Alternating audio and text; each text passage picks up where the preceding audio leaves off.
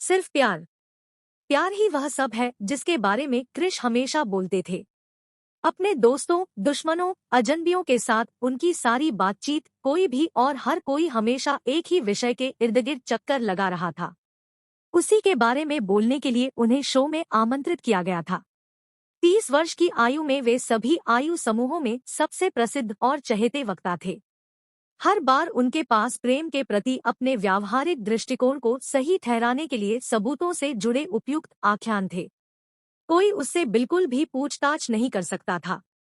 उनकी अवधारणाएं उनके व्यक्तिगत अनुभवों पर आधारित थी, जो उन्हें किसी भी अन्य मुद्दों से दूर रखती थी जो उन्हें किसी भी परेशानी में डाल सकते थे। कृष का बचपन अशांत था। उनके पहले जन्मदिन से पहले उनके माता पिता अलग हो गए थे। दोनों का अपना जीवन था। उसके बाद उसे अपने सौतेले भाई और सौतेली बहनें भी दी।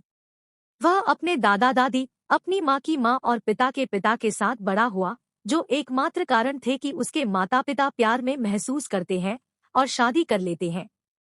उसने घर में बदसूरत लड़ाई या चीखना चिल्लाना नहीं देखा। जाहिर है क्योंकि वह इतना छोटा था कि उसे ऐसा कुछ भी याद नहीं था। नहीं, उसके दादा दादी ने उसे अपने माता पिता के बारे में ऐसी कोई कहानी सुनाई। वह केवल इतना जानता था कि उसके माता पिता ने प्रेम को गलत समझा। 18 वर्ष की आयु तक उनका जीवन बहुत कठिन था। वह अपने सौतेले भाई बहनों से बहुत बार मिलते थे और उन सभी का एक दूसरे के साथ बहुत ही दोस्ताना और आकस्मिक व्यवहार था।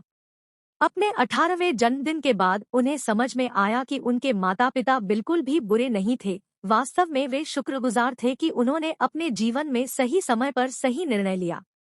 एक बच्चे के रूप में वह अपने माता पिता के आसपास होने और अन्य बच्चों की तरह जब भी आवश्यक हो उन्हें अपने स्कूल में देखने की कमी महसूस करता था।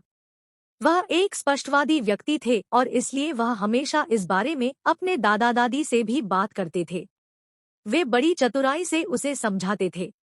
कुछ वर्षों के भीतर उन्होंने अपने स्नातक कॉलेज में प्रवेश किया, जहां उनकी मुलाकात एक ऐसी लड़की से हुई जिसने उनकी दुनिया बदल दी।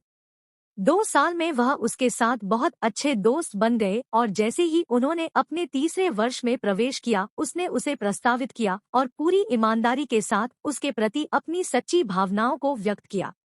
वह जानता था कि वह लड़की थी जिसके साथ वह मरते दम तक हर दिन रहना चाहता था।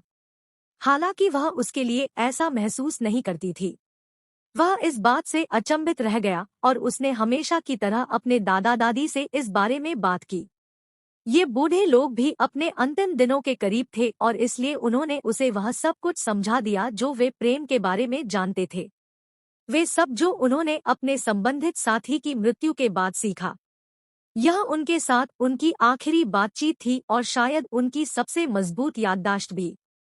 उनके दादाजी ने उनसे सिर्फ एक सवाल पूछकर शुरुआत की थी, कृष, अब आपके अंदर जो प्यार है उसका क्या करें? इस बारे में वह कुछ भी जवाब नहीं दे सके। उनका जवाब ठीक वैसा ही था जैसा उन्हें उम्मीद थी। उन्होंने उसे सब कुछ समझाया कि सच्चा प्यार क्या है। उनका मार्गदर्शन और उनका दिल टूटना उनकी आंखें खोलने वाला था। उनकी ही तरह कई ऐसे भी थे जिन्हें इनकी जरूरत भी थी और इसलिए उन्होंने अपने दादा दादी द्वारा बोले गए शब्दों को पूरी दुनिया में फैलाने का फैसला किया। प्यार कभी मरता नहीं है, न ही बदला जाता है। बहुत से दिल हमेशा तुम्हारे ऊपर प्यार बरसाते रहेंगे। इसमें वह दिल शामिल हो भी सकता है और नहीं भी जो आपके दिल से जुड़ा है, लेकिन फिर भी सभी प्यार को खुली बाहों से स्वीकार करें। प्यार किया जाना जरूरी है, हालांकि यह जरूरी नहीं है कि जिसे आप प्यार करते हैं उसे ही आपको वापस प्यार करना पड़े। प्रेम को उसके सभी रूपों में स्वीकार करें।